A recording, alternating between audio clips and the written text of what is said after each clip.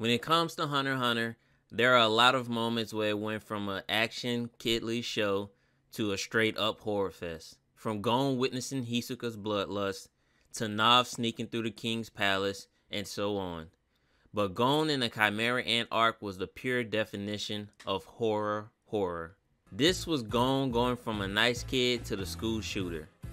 I knew Gon was going to turn into a demon when he was about to put Morel on a hiatus so long that even Togashi would have been jealous. So after Morel finishes changing his diapers, we fast forward to the infiltration of the palace and Gon puts on his game face, looking like LeBron when he dropped 45 on the Celtics. Aura was so dark that it had an assassin like Killua worried.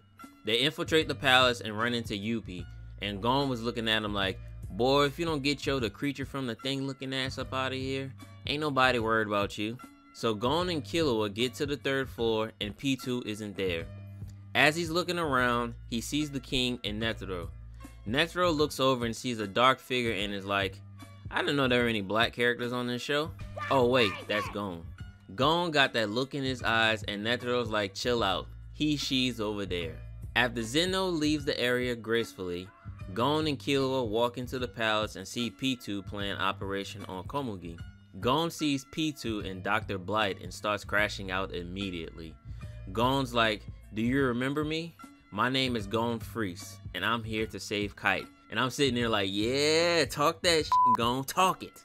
Killua notices that Pitou is protecting the girl, and all Gon's eyes can see is a girl getting tortured by Pitou. This man was imagining Kite in that situation and had bro looking like he was in a hentai sex torture dungeon. Gon walks up and tells her to get away from that girl and run my fade.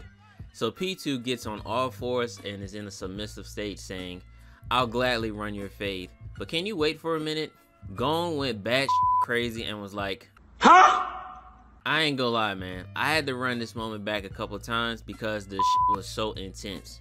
Had me feeling like I was watching it for the first time all over again.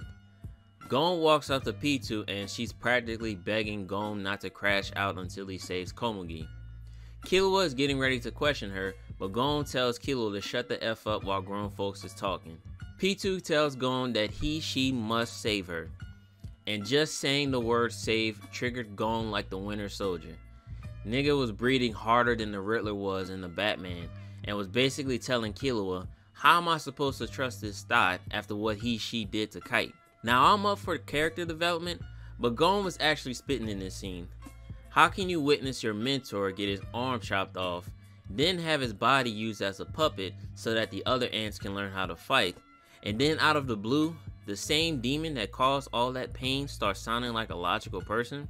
Boy, if you don't... Gon was not hearing none of that. So Pitou breaks her arm and is like, nigga, what more do you want from me? I'll let you hit it raw. Just let me save this.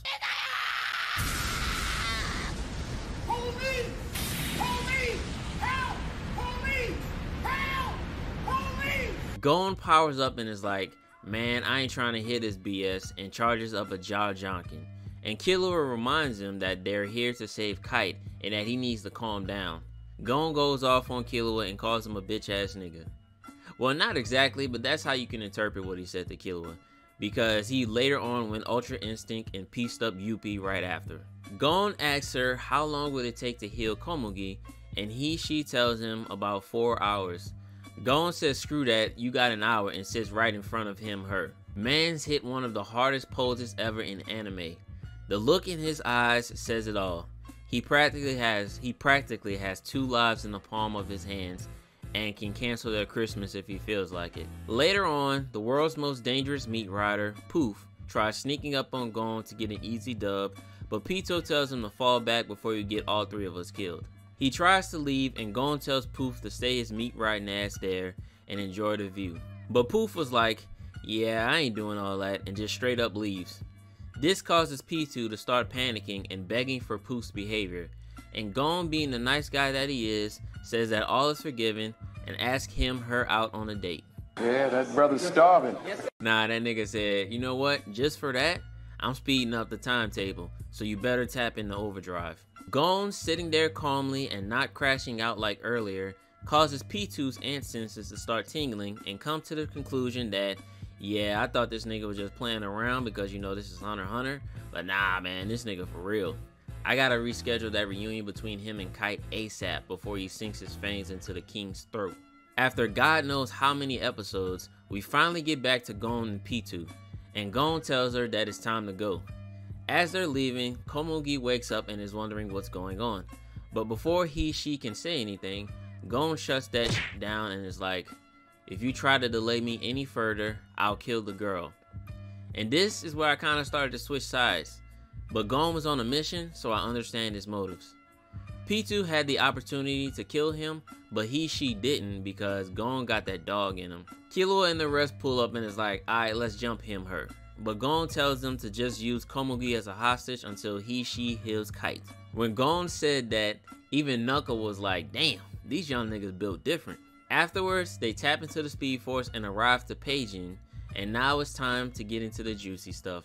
As they're walking into the building, Pitou gets a call on her hotline bling, telling her that Komugi is safe and that she doesn't have to be afraid of Gon anymore.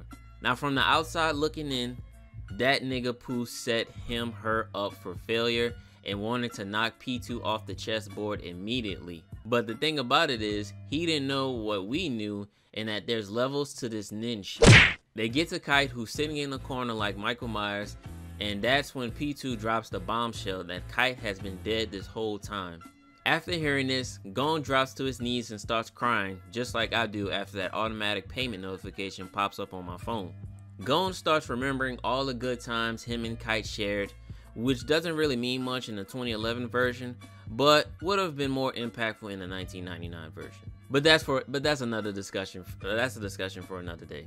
Gon blames himself for Kite dying, and I'm here like, you're just a kid. There was nothing you can do besides end up on a t-shirt. But Togashi was like, hold up, let him cook. So Gon is practically a broken shell at this point. Pitou looks at Gon and activates Dr. Blight.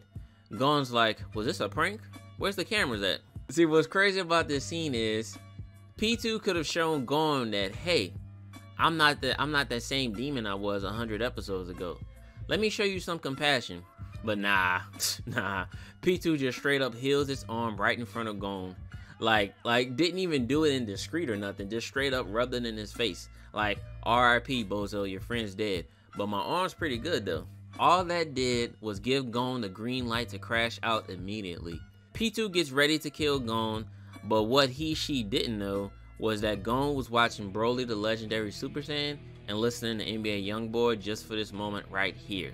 Gon said screw the power of friendship, screw the heart of the cards, I don't care about nothing anymore, and transforms into a demon. Like, look at this man.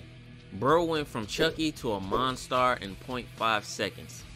Hair was so high that he went Super Saiyan 50. Pitou tries to do the crane kick, but Gon laughs at her and is like, ho, meet me outside, because I don't want to ruin this building. They walk outside to go to an area far from the building, while Kite is in the basement like, hello? Oh shit. Pitou takes no chances and tries to attack Gon from behind. But adult Gon was a member of the Weaving Nation and dodged that attack so gracefully and rearranged her guts with a kick that sent her flying so high that Team Rocket was like, who is this? Gon charges up a jaw jonkin that sounded like a damn horror movie.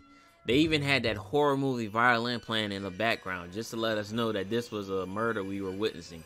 He punched her so hard that it caused her to have an inner monologue saying that she was glad that she was the one getting her guts decimated and her face pummeled instead of the king. Killua finally arrives to see this giant figure beating Pitou harder than a Blacked video. Killua realizes that Gon sacrificed everything just to defeat Pitou. After this, Pitou's corpse rises from the dead and tries to kill Gon, but takes his arm instead. Gon's reaction wasn't what any normal person would say after losing their arm. This man straight up says, it's okay, now I can be just like Kite. After this, he grabs his severed arm and penetrates Pitou's chest with it just to keep it down. So he charges up one final attack that's gonna send him home to Kite.